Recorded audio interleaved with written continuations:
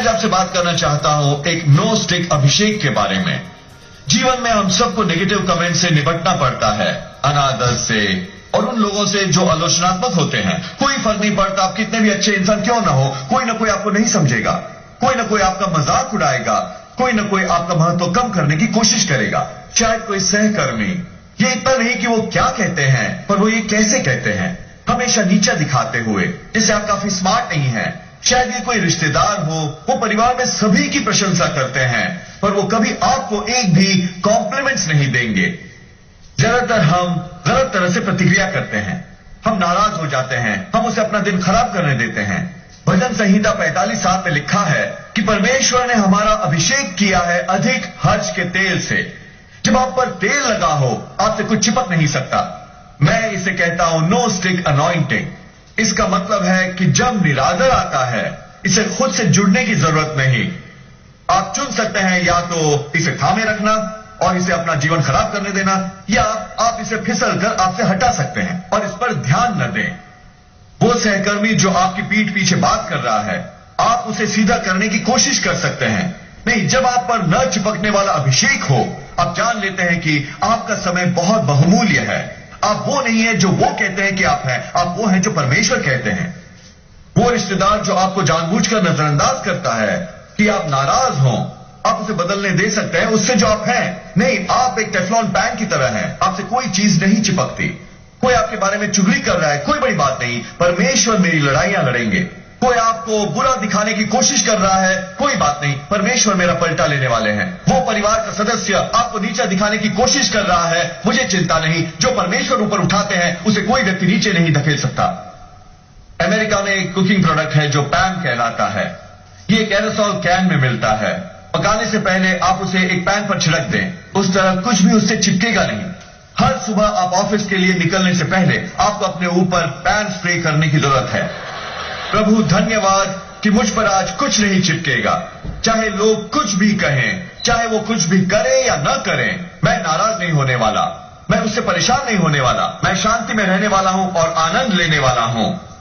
आपको अपना इरादा दिन के शुरू में ही कर लेना है कि कुछ भी आपकी राह में नहीं आ सकता जो आपका आनंद चुरा ले। मैंने इस व्यक्ति और उसके दोस्त के बारे में पढ़ा है। वो सुबह सुबह अखबार खरीदने के लिए सड़क पर चल रहे थे। जब वो उस कोने पर पहुंचे तो वो क्लर्क वहां उस छोटे से न्यूज स्टैंड पर बहुत रूड था, बहुत ही बेलिहाज। उस आदमी ने अखबार खरीदा और बड़े प्यार से कहा, उम्मीद है आज आपका दिन बढ़िया रहेगा।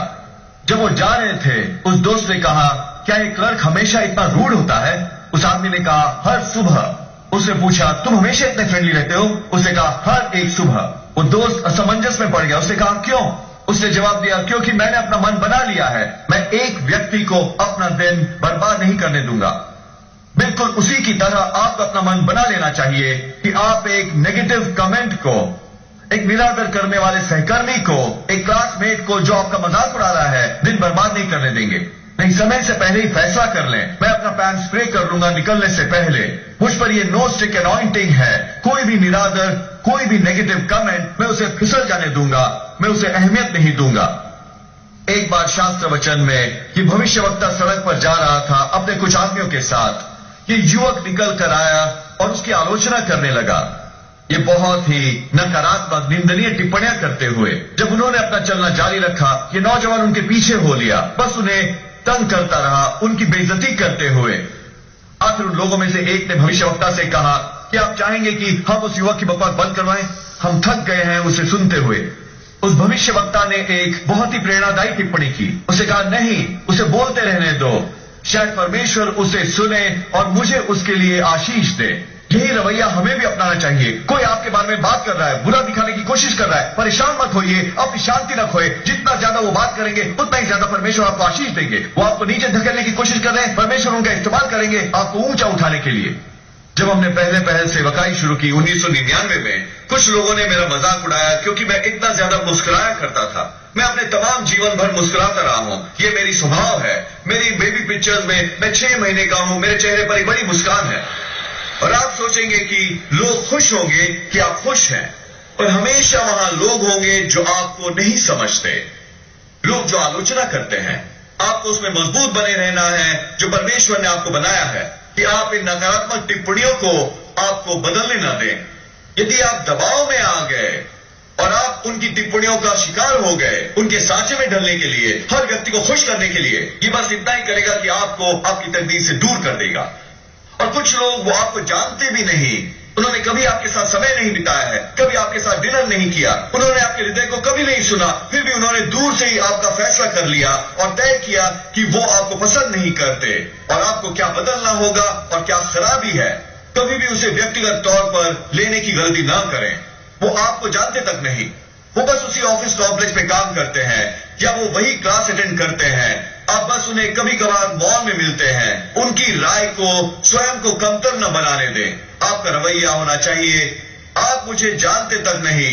यदि आप मुझे जानते होते तो आप मुझे पसंद करते। यदि आप मुझे जानते तो आप मेरा दोस्त बनना चाहते। मैंने एक कमेंट सुने, जोएल बहुत ज्यादा ही मुस्कुराता है, वो इतना खुश है, क्या हो गया है उसे। मैं इस सब के लिए नया था, लोगों के सामने आना, मैं एक तरह से असुरक्षित था और मेरा पहला विचार था शायद मुझे बदलने की जरूरत है, शायद मुझे और गंभीर होने की जरूरत है। एक दिन मैंने सीखा जो मैं आपको बता रहा हूं, आप कभी सबको खुश नहीं कर सकेंगे। बेहतर है आप वही रहें जो बनने को परमेश्वर ने आपको बनाया है। मैंने वो नो स्टिक अनॉइंटिंग ओढ़ ली और उन नेगेटिव कमेंट्स को खुद पर से फिसल जाने दिया, उन्हें जरा भी अहमियत नहीं दी। अब जब लोग मुझसे कहते हैं मैं बहुत ज्यादा मुस्कुराता हूं, तो और भी मुस्कुराता हूं। लोग हमेशा कोई बहाना ढूंढ लेंगे आलोचना करने का, आपका मजाक उड़ाने का कोई बहाना वो ढूंढ लेंगे। यदि आप सुरक्षित नहीं और आप उन कमेंट्स पर सोचते रहे तो ये आपको ही बदल देंगे। पर परमेश्वर ने जानबूझकर आपको उस रूप में बनाया है जो आप हैं। परमेश्वर ने आपको आपकी मुस्कान दी है, उसे अच्छे से ओढ़ लें। परमेश्वर ने आपको आपकी शख्सियत दी है, आपकी राष्ट्रीयता, आपका रूप, आपका अंदाज। ये न सोचे कि दूसरे लोग क्या सोचते हैं, बस वो बनिए जो परमेश्वर ने आपको बनने के लिए रचा है। यदि आप अपनी दौड़ दौड़ेंगे, मैं आपको यकीन दिलाता हूं परमेश्वर आपके आलोचकों को संभाल लेंगे। आपको उनके सांचे में फिट होने की जरूरत नहीं, आपको बहस करने की जरूरत नहीं, उन्हें यकीन दिलाने की जरूरत नहीं। बस वो बने जो परमेश्वर ने आपको बनने को बनाया है और परमेश्वर आपके शत्रुओं से निपट लेंगे। यही एलिया ने किया। वो यरीहो से बेतल की यात्रा पर था। रास्ते में चलते चलते नौजवान का एक दल निकल कर आया और वो उसका मजाक उड़ाने लगे क्योंकि वो गंजा था। 2 राजाओं अध्याय 2 वचन 23 में लिखा है, वो उसका ठट्टा करके ये कहने लगे, हे चंद्रिये चढ़ जा, हे चंद्रिये चढ़ जा। एलिया ने उनसे लड़ाई नहीं की। वो ये सोचने नहीं लगा, ओ मुझ में ही कुछ खराबी है, मैं ही घटिया हूं, मेरे सिर पर कोई बाल नहीं है। नहीं, उसने वो किया जो करने को उसे परमेश्वर ने बुलाया था। जब ये नौजवान लड़के उसका मजाक उड़ा रहे थे, शास्त्र वचन में लिखा है कि 2 रीछ जंगल में से निकल कर आए, उन्हें टुकड़े टुकड़े कर फाड़ डाले। ये मुझे 2 सबक सिखाता है। नंबर 1, कभी भी गंजे लोगों का मजाक मत उड़ाओ। नंबर 2, सीरियसली परमेश्वर आपकी लड़ाइयां लड़ेंगे। परमेश्वर उन लोगों से निपट लेंगे जो आपका मजाक उड़ा रहे हैं।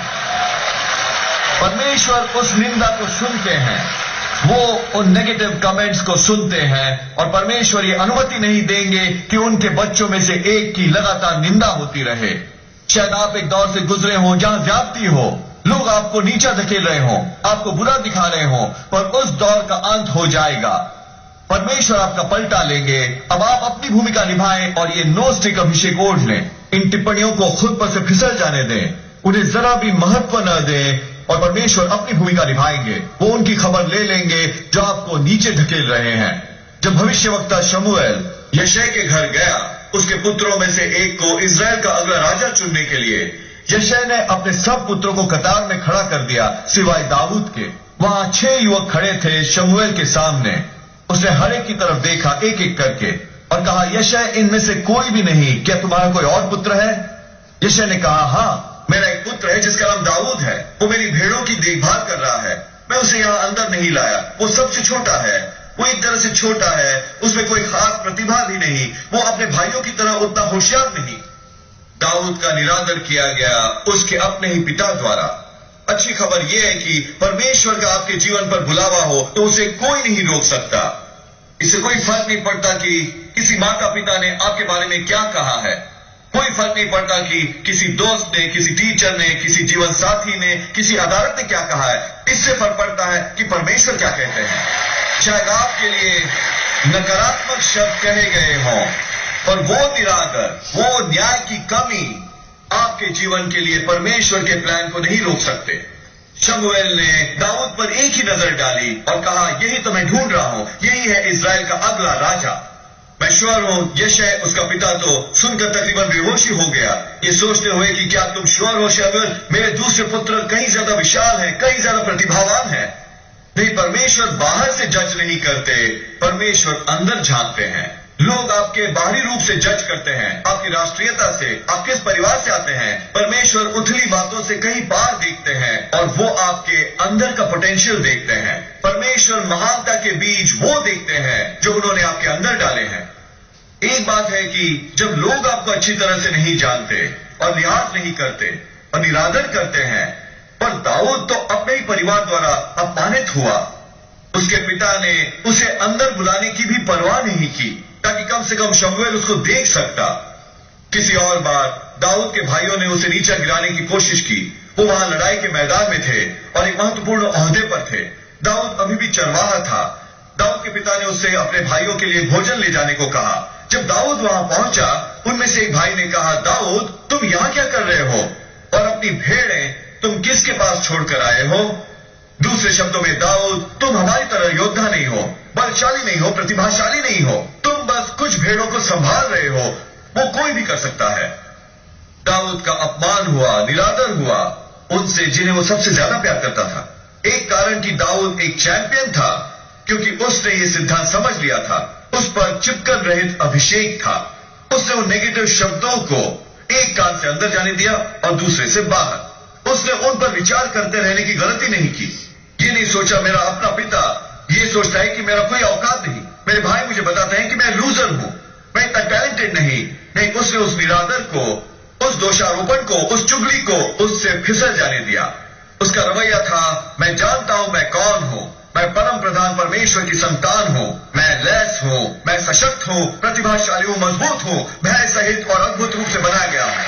कुछ समय के लिए दाऊद का मजाक उड़ाया गया, कुछ समय के लिए उसका निरादर किया गया, और क्योंकि उसने सही बात की, वो समय न केवल खत्म हो गया, पर परमेश्वर ने उसे उस निरादर के लिए वापस चुकाया। उसके भाइयों ने उसे नीचे धकेला, पर परमेश्वर ने इसका इस्तेमाल उसे ऊपर उठाने के लिए किया। दाऊद गया और उसने गोलियत को हराया और रात भर में वो नेशनल हीरो बन गया।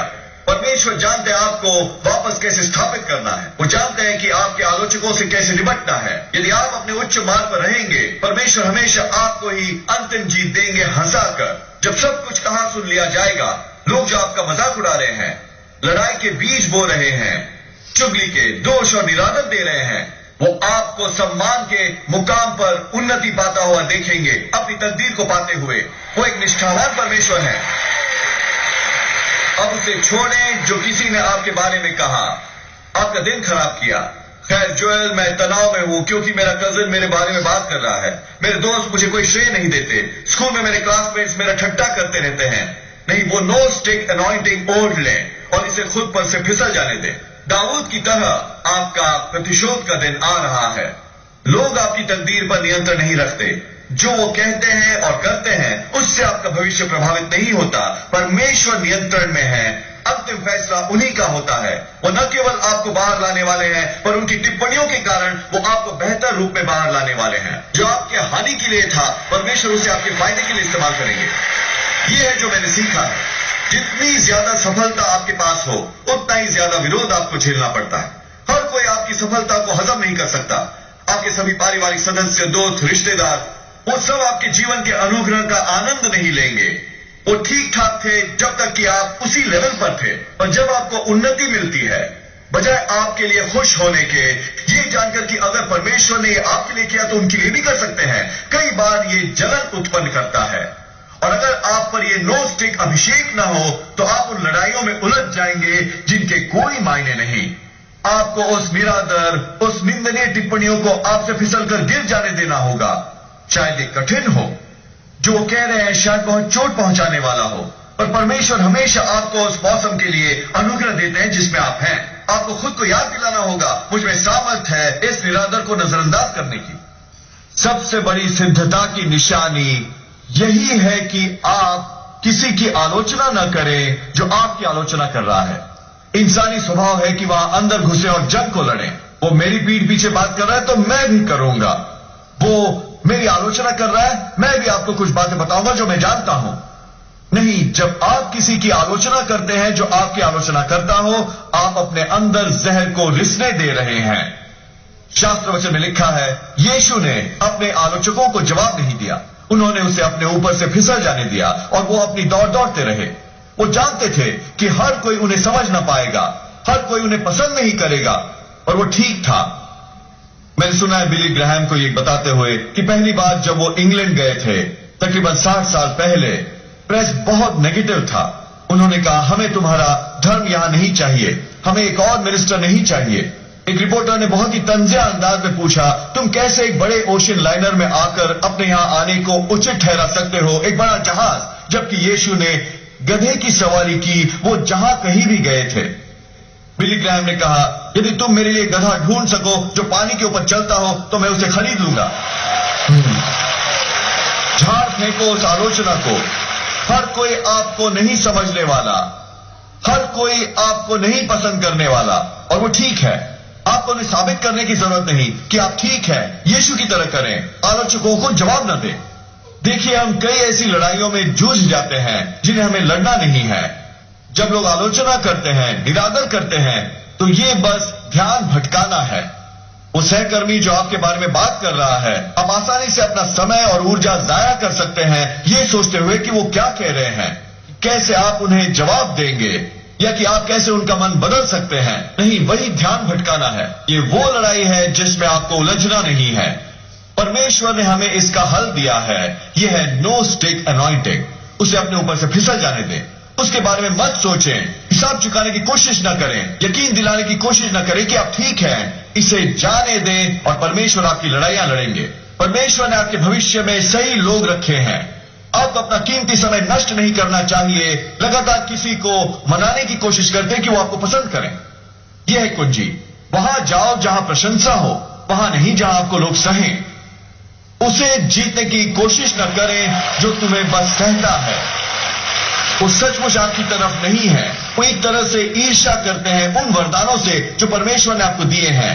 चाहे आप कुछ भी करें, वो 100% आपके पीछे नहीं होंगे। आप उन्हें शायद थोड़े समय के लिए मना लें, पर जैसे ही आपने परफेक्टली काम नहीं किया, वो कुछ ढूंढ लेंगे जो आप गलत कर रहे हैं।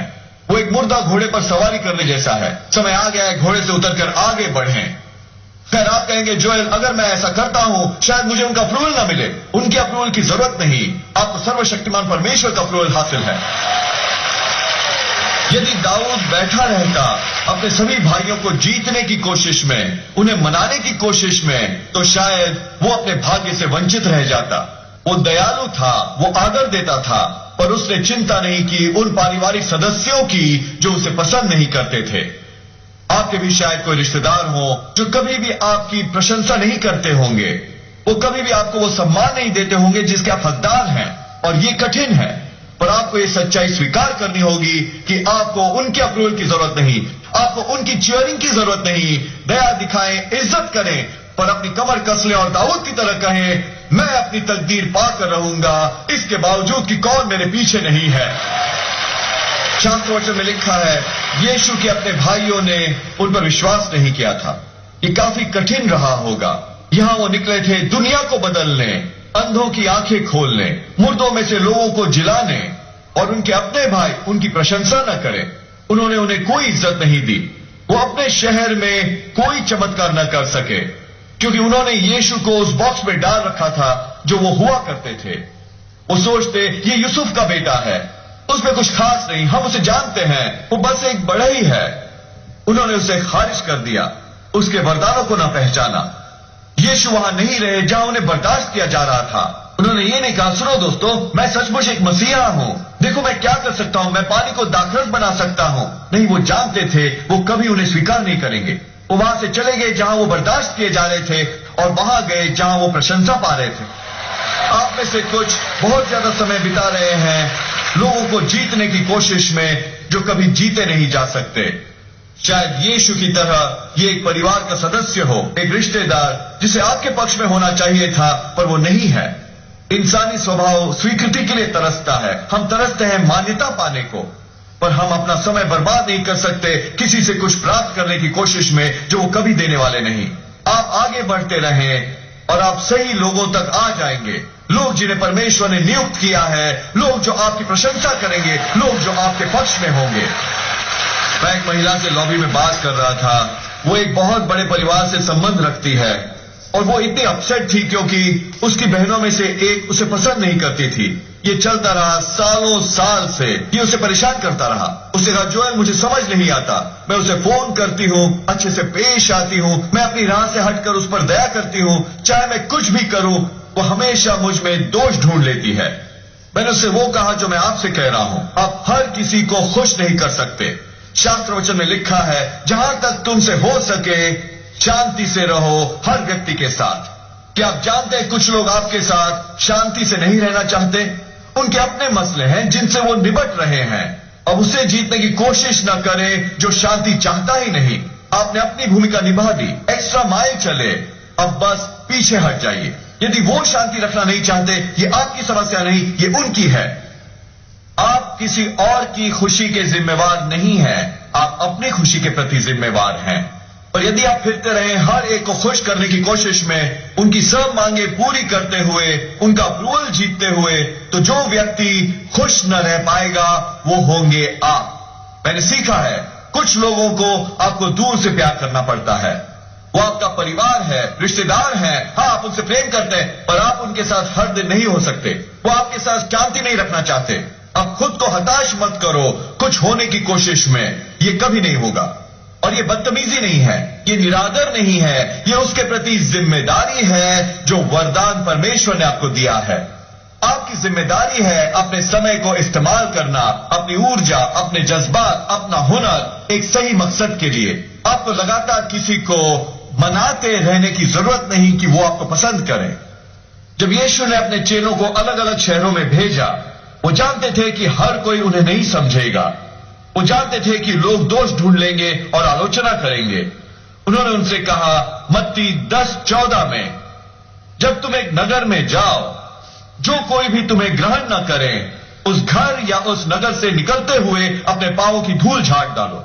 गौर करें, उन्होंने ये नहीं कहा सबको अपनी ओर जीत लो, ये जताने की कोशिश करो कि तुम ठीक हो। नहीं, उन्होंने कहा दया करो, आदर करो, पर अगर वो तुम्हें स्वीकार न करें तुम उन्हें झाड़ दो और आगे बढ़ो। वो कुछ इस तरह कह रहे थे, वहां मत रुको जहां तुम बर्दाश्त किए जाते हो।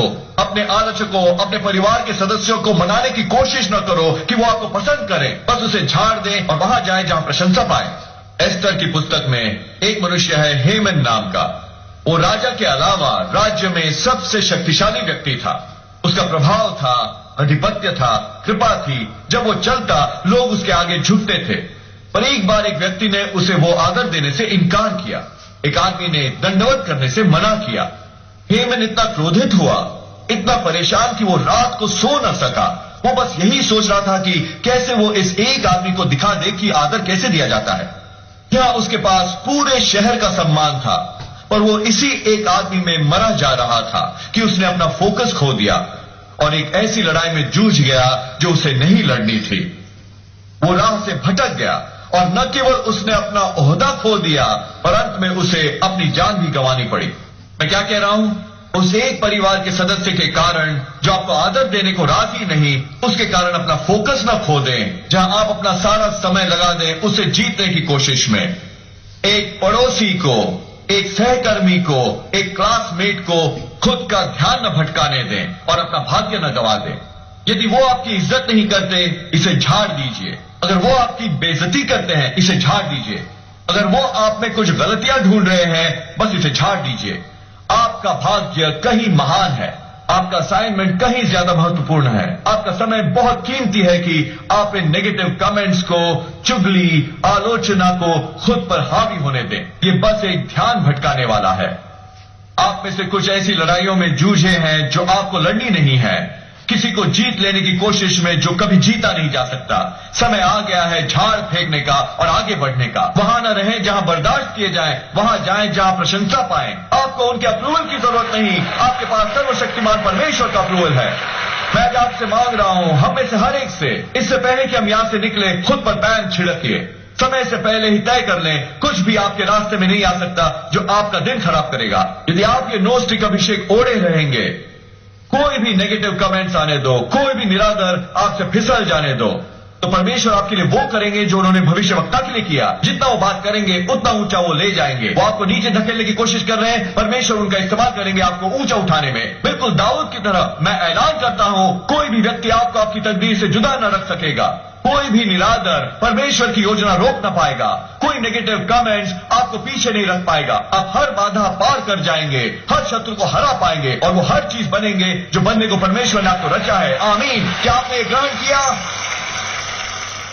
हम अपना प्रसारण खत्म नहीं करना चाहते, आपको ये अवसर दिए बिना कि यीशु को अपने जीवन का प्रभु बनाएं। मेरे साथ प्रार्थना करेंगे। प्रभु यीशु, मैं अपने पापों का पश्चाताप करता हूं, मेरे हृदय में आइए, मैं आपको अपना प्रभु और उद्धारकर्ता बनाता हूं।